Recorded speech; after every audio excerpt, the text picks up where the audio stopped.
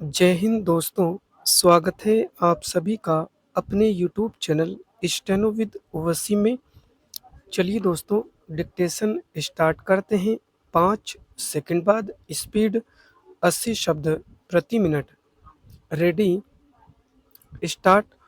जब तक हिंदी भाषी हिंदी को हृदय से स्वीकार नहीं करते, तब तक वह राष्ट्रभाषा का स्थान नहीं पा सकती है।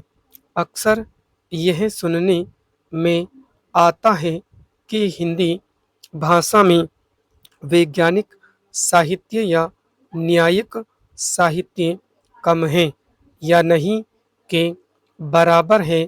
यह बात बिल्कुल निराधार है।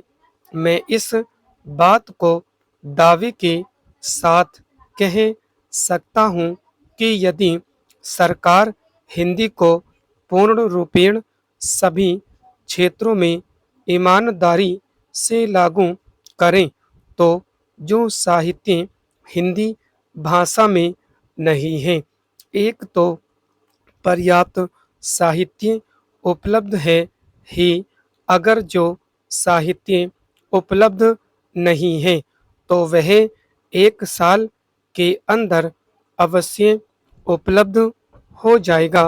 पैराचेंज। इस संबंध में अक्सर यह सुनने में आता है कि हमारे यहाँ अभी स्नातकोत्तर पढ़ाई के लिए पर्याप्त साहित्य नहीं है। बड़ी गलती बात है। अभी सरकार के द्वारा ही कुछ महीने पहले यहाँ पर एक विशाल प्रदर्शनी का आयोजन किया गया था। उस प्रदर्शनी में जिन पुस्तकों का प्रदर्शन किया गया था, उन पुस्तकों से यह बात स्पष्ट है कि हमारे यहाँ पर वैज्ञानिक, न्यायिक और शास्त्रीय विषयों पर भी हिंदी में पर्याप्त पुस्तकें हैं। पैराचेंज। यदि श्रीमान जी मुझे इस विषय पर प्रकाश डालने का अवसर दें तो मैं इस विषय में एक उदाहरण देना पर्याप्त समझता हूँ। पहले समय में मैट्रिक पढ़ाई का माध्यम अंग्रेजी था और यह दलील दी जाती थी कि हमारे यहाँ पर मैट्रिक की पढ़ाई का पर्याप्त साहित्य नहीं है। लेकिन जब आवश्यकता होती है तब चीज़ें उपलब्ध हो जाती हैं।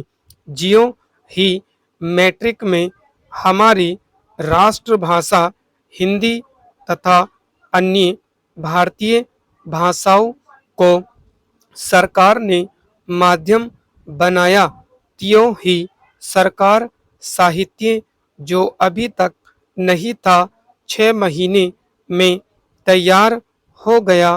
पैराचेंज। इसके पूर्व भी मैं इस बात को अनेकों बार कहता रहा हूँ कि साहित्य की तैयारी की एक योजना सरकार को बनानी चाहिए और देश के विभिन्न विश्वविद्यालयों में विद्वानों को एक एक पुस्तक अलग अलग विषयों पर लिखने के लिए देनी चाहिए तथा उनसे करार कर लेना चाहिए।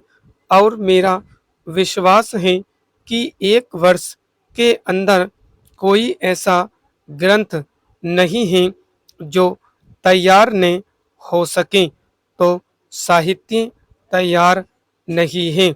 यह बड़ी गलत दलील है।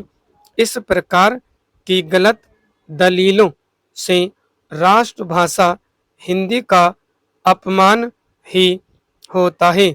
जिस देश में राष्ट्रभाषा के प्रति कुछ ऐसे लोग जो अपने को प्रगतिशील विचारों वाला मानते हैं तथा यह कहकर आलोचना करते हैं कि इस भाषा में विभिन्न क्षेत्रों में प्रयोग की जाने वाली शब्दावली नहीं है।